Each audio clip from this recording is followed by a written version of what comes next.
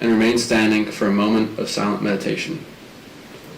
I pledge allegiance to the flag of the United States of America and to the republic for which it stands, one nation, under God, indivisible, with liberty and justice for all.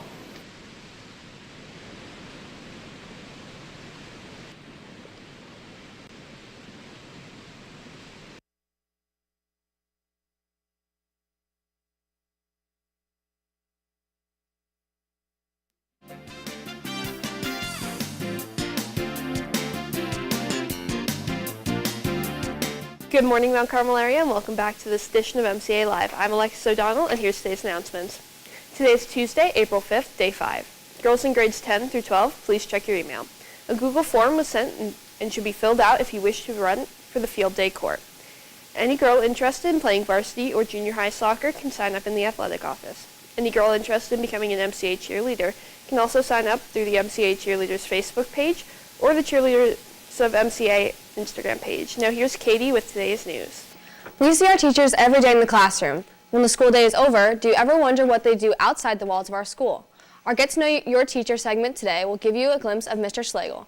Mr. Schlegel is a history teacher here at MCA. We interviewed him hoping he'd answer a few more of our questions.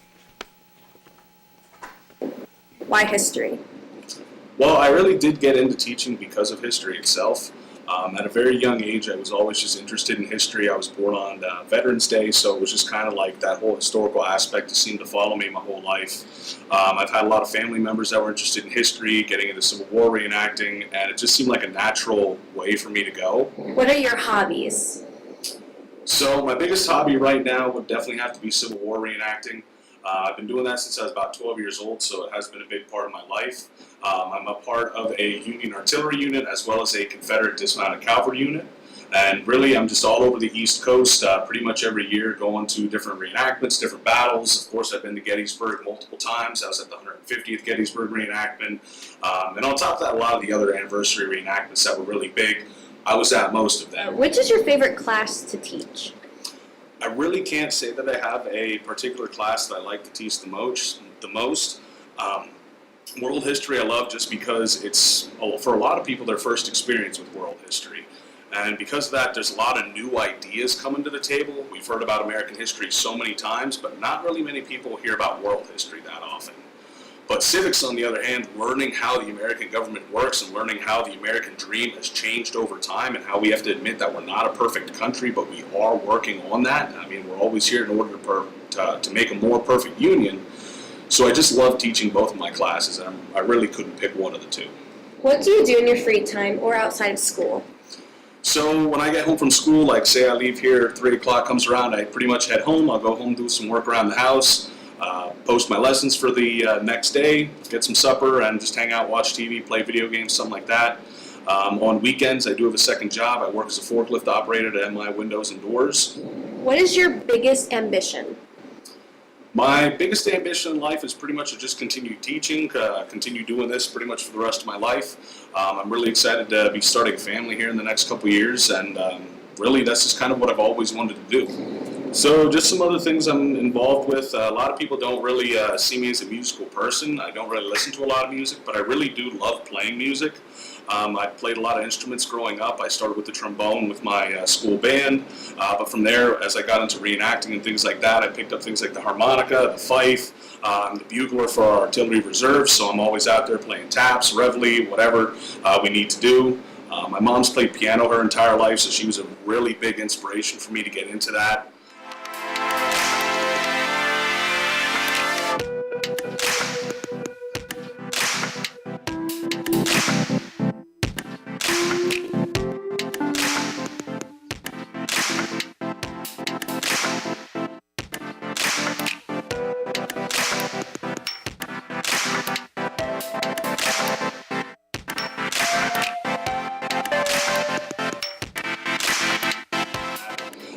But something else people really don't know about me is I'm a huge nerd for Star Wars. Absolute favorite franchise of all time. I could quote every single movie, all of the animated series, everything. If you got a question about it, I guarantee I know it, or I'll figure it out real soon. Thanks to Mr. Schlager for his cooperation in answering our questions. Stay tuned for more inside scoops on your favorite teachers. We'll be right back with Lathan Sports.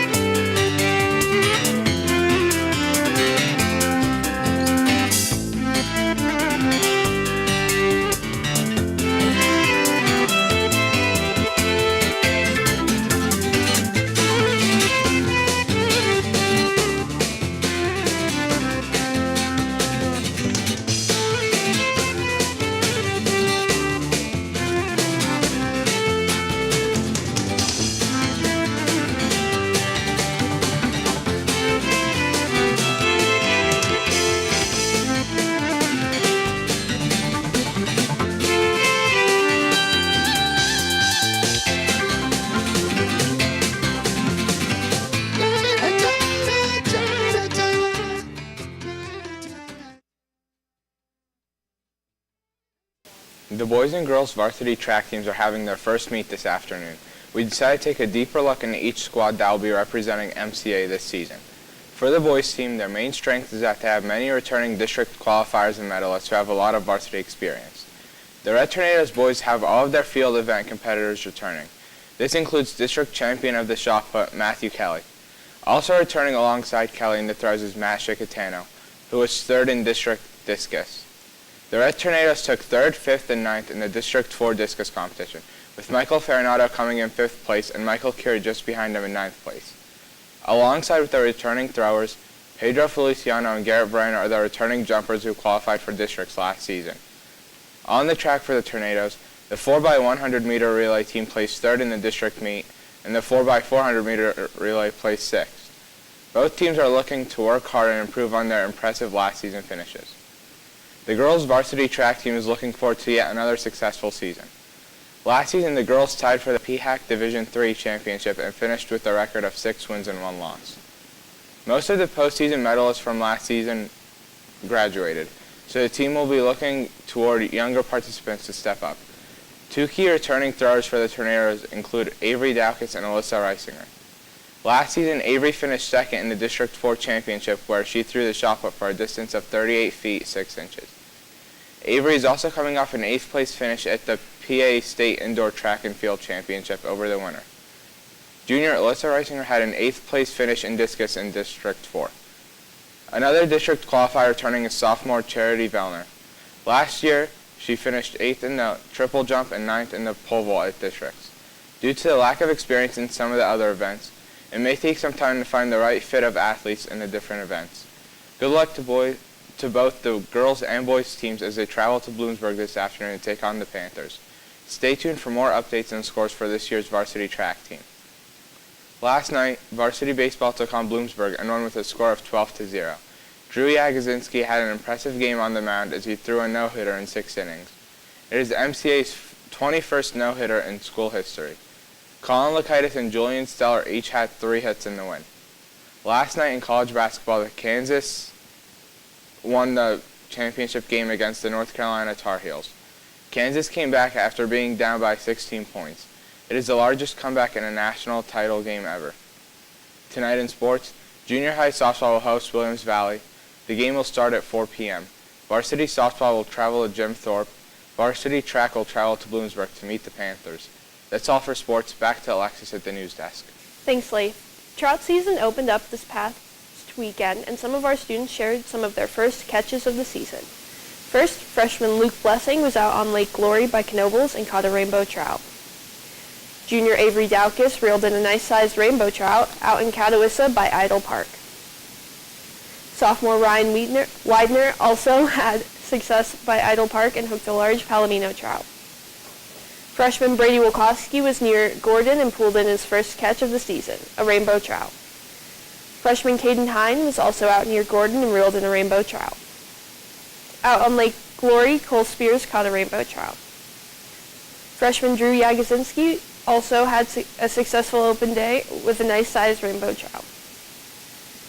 Sophomore Maddox Reed was able to catch 3 rainbow trout. Our principal, Mr. Dara, also had success over the weekend by catching the limit of 5 trout. And finally, Lexi Kane gets the award for smallest catch. The only fish she was able to get over the weekend was a crawfish. Looks like it's Pennsylvania lobster for dinner, Lexi. Great job, everyone. And today's lunch is an Orange Kiss chicken bowl, calzones, broccoli, and pears. That's all for today. And don't forget to sign up for soccer and cheerleading. Good luck to the track teams at their meet tonight.